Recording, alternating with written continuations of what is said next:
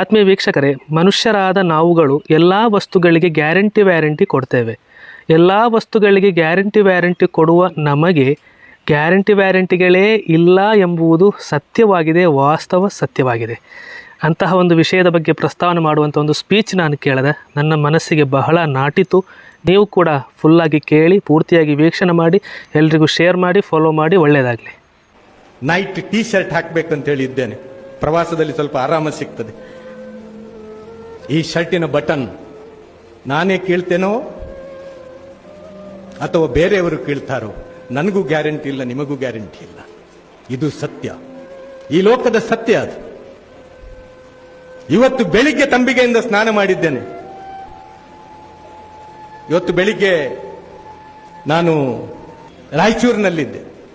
ನಾಳೆ ಬೆಳಿಗ್ಗೆ ಬದುಕಿಳಿದ್ರೆ ಬೆಂಗಳೂರಿಗೆ ಹೋಗಿ ಸ್ನಾನ ಮಾಡಬೇಕು.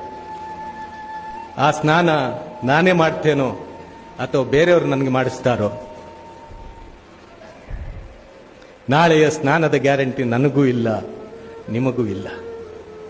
ನಶ್ವರವಾದಂತಹ ಜೀವನ, ಏನೂ ಪಡೆದುಕೊಂಡು ಬರಲಿಲ್ಲ, ಏನೂ ಪಡೆದುಕೊಂಡು ಹೋಗ್ಲಿಕ್ಕೂ ಇಲ್ಲ.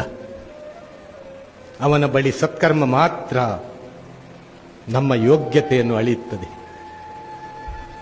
ಸಿಕ್ಕಿದಂತಹ ಒಂದು ಜೀವನ ಸತ್ಕರ್ಮ ಮಾಡಿಕೊಂಡು, ಬೇರೆಯವರಿಗೆ ಒಳ್ಳೆಯದನ್ನು ಬಯಸಿಕೊಂಡು, ಸಾಧ್ಯವಾದರೆ ಉಪಕಾರವನ್ನು ಮಾಡಿಕೊಂಡು, ಸಾಧ್ಯವಾಗದೇ ಇದ್ರೆ ಯಾರಿಗೂ ಕೂಡ ಉಪದ್ರ ಮಾಡದೆ, ಕಣ್ಣೀರನ್ನು ಒರೆಸುವಂತಹ ಕೆಲಸ ಮಾಡಿ, ಮುಖದಲ್ಲಿ ನಗು ತರುವಂತಹ ಕೆಲಸ ಮಾಡಿ ಈ ಜಗತ್ತಿನಿಂದ ತೆರಳಿದ್ರೆ, ಬರುವಾಗ ಈ ಜಗತ್ತಿಗೆ ಅಳತಾ ಬಂದಿದ್ದೆ, ನನ್ನ ಕುಟುಂಬ ನಗ್ತಾ ಇತ್ತು.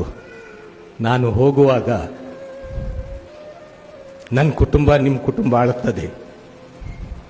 ಆವಾಗ ನನಗೆ ನಗಲಿಕ್ಕೆ ಸಾಧ್ಯ ಆಗಬೇಕು.